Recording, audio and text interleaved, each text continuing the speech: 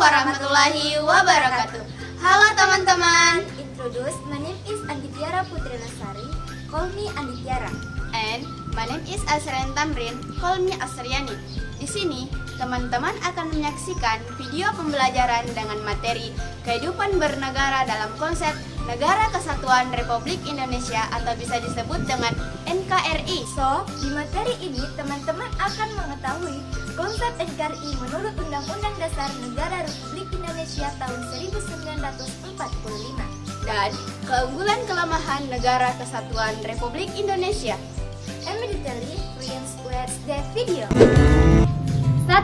Konsep NKRI menurut Undang-Undang Dasar Negara Republik Indonesia tahun 1945. Undang-Undang Dasar NKRI tahun 1945. Pancasila secara resmi ditetapkan sebagai Negara Dasar Indonesia melalui Sidang PPKI pada tanggal 18 Agustus 1945. Pancasila terdapat pembukaan Undang-Undang Dasar 1945 yang kemudian dirinci pada batang tubuh Undang-Undang Dasar Negara Republik Indonesia tahun 1945. Pada pasal-pasal Undang-Undang Dasar Negara Republik Indonesia tahun 1945 terdapat pedoman bangsa Indonesia sebagai negara kesatuan. A. Proses penyusunan dan penetapan. Berikut adalah proses penyusunan dan penetapan dasar negara. 1. Pembentukan Badan Penyelidik Usaha-Usaha Persiapan Kemerdekaan Indonesia (BPUPKI). Pada tanggal 29 April 1945 dibentuk BPUPKI dan dilantik pada tanggal 28 Mei 1945. Dengan terbentuknya badan ini, bangsa Indonesia mendapat kesempatan secara legal untuk membicarakan dan mempersiapkan keperluan kemerdekaan Indonesia. Antara lain, mempersiapkan undang-undang dasar yang berisi antar dasar negara, tujuan negara, bentuk negara, dan sistem pemerintahan. 2. Penyusunan konsep rancangan dasar negara dan rancangan undang-undang dasar sebagai konstitusi negara Indonesia. Pada tanggal 29 Mei sampai 1 Juni 1945 diselenggarakan sidang BPUPKI. Pada sidang ini, Ketua BPUPKI DRKRT Rajiman Wadjioningrat menyatakan kepada peserta sidang mengenai dasar falsafah yang akan dibentuk bagi negara Indonesia. B. Perumusan Dasar Negara menurut Jakarta Charter 22 Juni 1945. Rumusan Dasar Negara menurut Jakarta Charter 22 Juni 1945 antara lain sebagai berikut.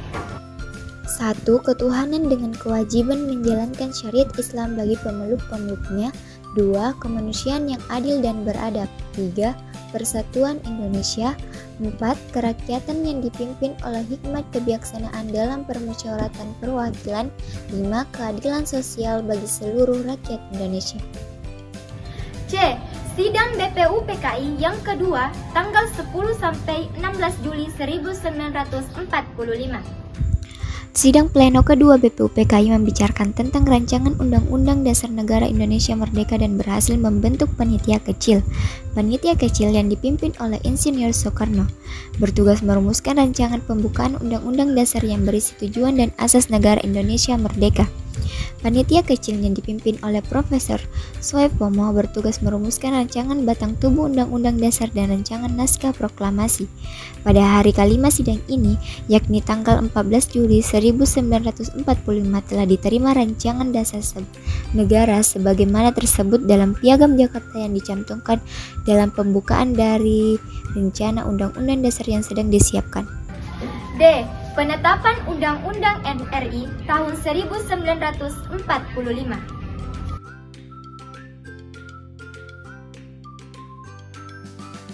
1. Mengesahkan pembukaan dan batang tubuh Undang-Undang Dasar NRI tahun 1945. 2. Memilih Insinyur Soekarno sebagai Presiden Republik Indonesia dan Dr. Andes Mohatta sebagai Wakil Presiden Republik Indonesia yang pertama. 3. Untuk sementara waktu pekerjaan Presiden sehari-hari dibantu oleh Badan Pekerja Komite Nasional Indonesia Pusat BPKNIP. Rumusan dasar negara yang disahkan dan tercantum dalam pembukaan Undang-Undang Dasar 1945 berbunyi sebagai berikut. 1. Ketuhanan Yang Maha Esa. 2. Kemanusiaan yang adil dan beradab. 3. Persatuan Indonesia.